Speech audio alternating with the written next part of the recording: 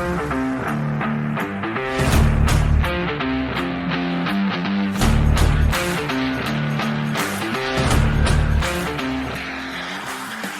listening to the JJS podcast. You know, up to this point, the most successful companies around the world have had entire departments made up of full-time employees dedicated to providing marketing communication support, leaving every other company without those resources at a distinct disadvantage.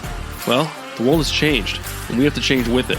That's why I'm going to take my 15 years of experience of managing marketing communication strategies for some of the biggest brands in the world and share that knowledge with you so that it can improve your business and your life. So if you're a business professional or an entrepreneur who wants to learn how to deploy the right strategies given your position and the position of the audience you're trying to reach, you're in the right place.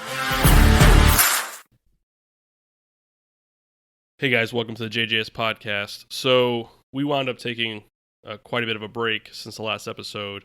And I apologize to all those of you who are dedicated listeners, and I did not mention that was going to happen beforehand. I apologize. To be honest, to be transparent, it wasn't exactly planned to take a break. We at JGS, fortunately, have just been incredibly busy. A lot going on, which is exciting. But in light of that, we haven't been able to just focus on putting out new episodes and creating episodes, and I apologize for that. So in the future, I'll definitely make an effort to be better about that and let you guys know ahead of time if we're going to be taking a hiatus. I'm also going to change the outro from saying that we come out every Wednesday. I'm definitely not putting out episodes every Wednesday. So I'm going to change that so it doesn't confuse anyone anymore. But I did want to jump on here and in a purely shameless SEO marketing ploy, go ahead and jump on the bandwagon of the latest business buzzword that's been going around, a quiet quitting thing. And I wanted to go ahead and do an episode. I realize a lot's happened since the last episode, and we're going to go ahead and make an effort to try to, have some episodes touching on those different topics. But I definitely wanted to put together one on this subject in particular because we feel that it's right in line with the content of this show. So, there's been a lot of articles and a lot of discussion around this whole quiet quitting phenomenon. If you've been listening to the JJ's podcast for a while, you'll know that I've already kind of been describing this phenomenon, although I haven't been referring to it as quiet quitting. But I did mention it a couple times. And I also described what it's really attributed to, in my opinion, given my experience as someone who's been in corporate America for a really long time, leading up to the pandemic, and then, working as a consultant during and after the pandemic. We're in the kind of the post-pandemic phase. Fortunately, it seems like right now, and just working throughout all that time, I could tell you someone who's been kind of the front lines here. It's not chalked up to this rejection of hustle culture that people keep talking about and, folks setting boundaries themselves. I'm sure there's quite a bit of that going on, but in reality, anyone who's working the front lines here knows exactly what's going on. And, that is that what we've been talking about on the show quite a bit, this shift now, this major kind of just change across the labor force, and this growth and expansiveness of worker empowerment. What's going on is not that people are just rejecting hustle culture, any of that. They're not dependent on a single employer or source of income anymore like they were before, and this is just yet another byproduct of that reality. I mean, that's what's going on. And the thing is, what's happening, just like it happened in the beginning of the pandemic when, the whole remote work thing was becoming a big topic of discussion, and everyone kept saying it was, that the employers want everyone back in the offices to preserve the culture because they feel like the culture wasn't there and all of this. And that really wasn't the case. And I feel like, I don't know why certain narratives or, theories are promoted algorithmically more than others, because, none of that's the case. What's happening is people are not dependent or completely tied to a single organization anymore or single job. They're working remotely for multiple clients, or in some cases multiple employers, and in addition to that have other sources of income that are digitally enabled because of this new advantage of non-locality, of not having to be in one place at one time. And so, what's actually happening is people are just checking out of certain, of one of their sources of income or one of their jobs or one of their, because first off, a lot of the organizations, especially the bigger ones, are not doing a great job of successfully adapting to this new world in various ways, not just from a labor perspective, but just operationally. They are really having a hard time adjusting to this because, as I've mentioned before as well, they did not design their operational models for this new kind of situation. And so, the workers are less dependent now on any one company or any one employer or any one client or anything like that. And the executive management layers of these companies and whatnot don't want it to be that way. They want it back to the way it was, where everyone kind of, was completely dependent and had all their eggs in one basket and their job, and and that was it, because they had total management and control over those people and over that, over the workers in general. So, when it comes to quiet quitting, what people are doing is they're checking out if the job is, or if the company is just not understanding what's going on, or if they're overly bureaucratic, or there's with the things going on in big companies or some organizations before the pandemic even happened. You had the issue of just endless meetings, which I'll get into in a minute. I think the meetings have definitely gotten worse since before the pandemic, and when everything went virtual. Meetings have really gotten worse. But also, in addition to that, it's the whole thing of just over rotating on deliverables that aren't really that important, and the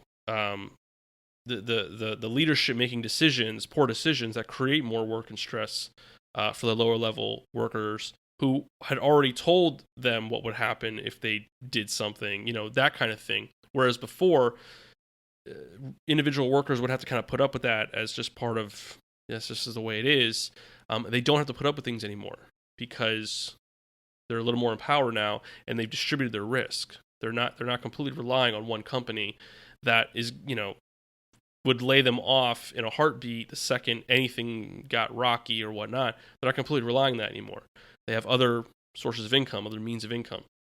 And so they're checking out, and they're just waiting to get laid off or terminated and collect a severance check. Or if not if severance is even part of the equation, they're still just collecting a check as people above them are kind of frantically running from one fire to another because they don't have enough people and they haven't adapted their operational models.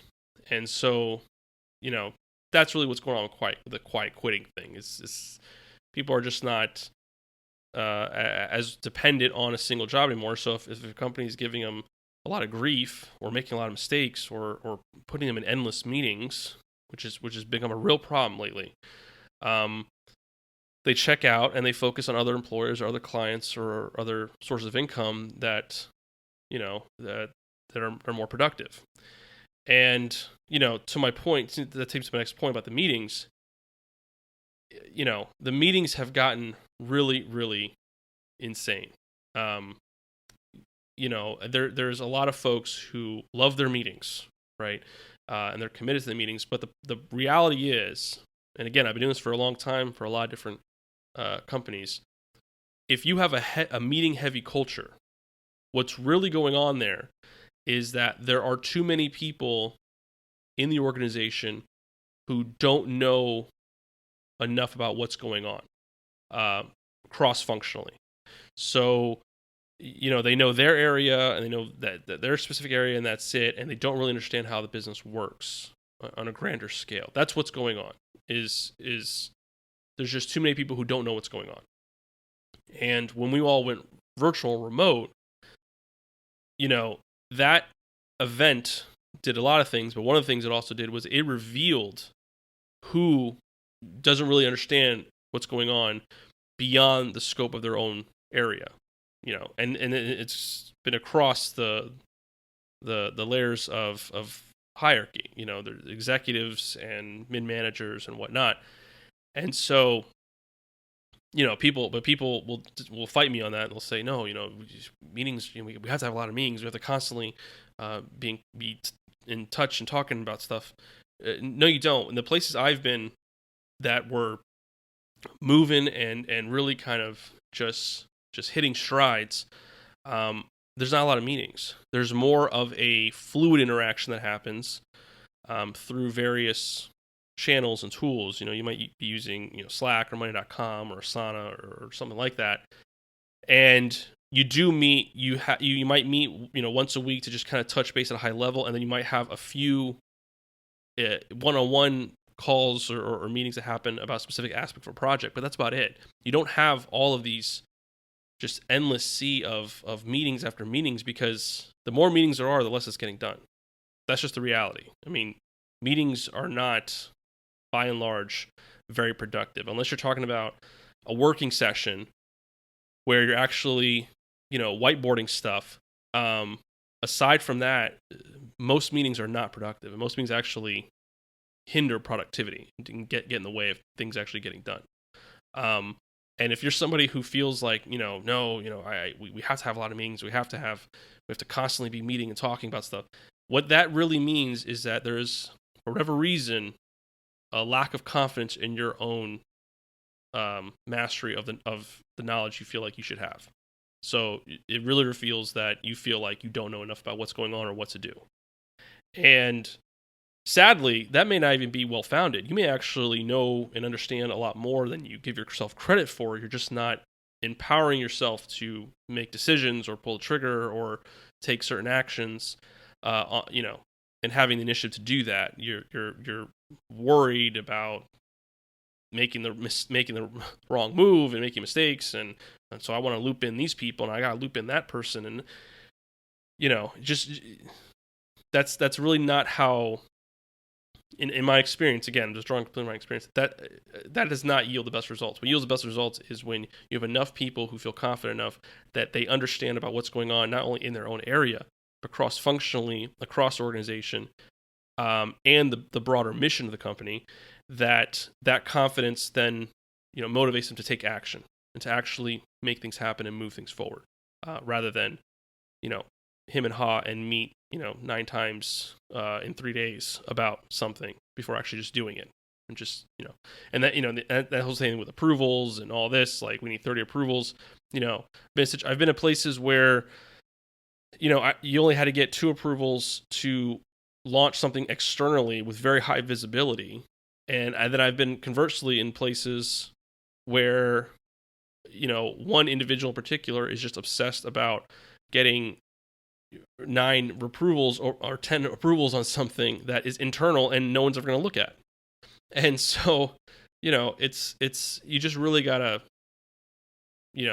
understand what's important, and going in addition to that, consider that how much you're draining other folks. Because what happens is when you have a lot of meetings, you're in a meeting heavy culture too. What you're doing is you're forcing everyone to just be ready for that meeting, right? All they're working on now is being ready for those meetings, having that deck done, having that presentation done solely for the purpose of that meeting. And they're not actually doing any other meaningful work, because you've taken up all their time in prep, having to prepare for meeting after meeting after meeting after meeting, when you're just going over documents to talk about something you're talking about in the meeting instead of actually making a decision. So it's that kind of thing why people are kind of just checking out a job. Should they be doing that? No, right? I mean, ideally, people would just kind of, put up with it and just grind through it, what have you. But, the reality is we all understand that we have to put up with things to grow a business or to increase profits, right? There is some toil that has to go with that. But if you're focusing on just making sure people have to, keep busy and put up with stuff that's not productive and doesn't actually grow the business or doesn't actually move the needle, Whereas they used to put up with stuff like that before, they're not putting up with stuff like that now. And so they're, quiet quitting, what we used to just call checking out or mailing it in. And that's what they're doing until you finally terminate them and give them a package. So, or just eventually terminate them in general, because they're not dependent on that job anymore, like they used to be. They're making money through various other means. And so it's part of this broader dynamic that's happening between employers and executives and whatnot, and workers, especially professional and knowledge workers, of the dynamic of this big event where they just want them back in the office, and they want them completely dependent on that job, because then they have more control over them, and the workers not necessarily having to do that. So, I think that we just, again, have to just kind of accept that things are never going back to the way they were before. It's changed permanently, and we all have to adapt to that at every level, whether you're the worker or an employer or an organization. You just got to adapt to the fact that things are different now. You're not dealing with the same kind of working population you were just 5 years ago. It's completely different now. And, we have to make proper adjustments. So, take that for what you will. I know people are going to disagree with me, as always, and it's okay. I enjoy the dialogue. But just want to give my 2 cents, and again, just totally take advantage of a pristine SEO opportunity. It's just a shameless SEO marketing ploy. So let me know what you think. And as always, good luck out there.